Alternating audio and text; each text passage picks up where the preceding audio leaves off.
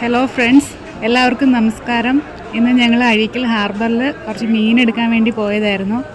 അപ്പോൾ ഇന്ന് അവിടുത്തെ വിശേഷങ്ങളാണ് വീഡിയോ ഇട്ടിരിക്കുന്നത്. എല്ലാവരും കാണണം, സപ്പോർട്ട് ചെയ്യണം.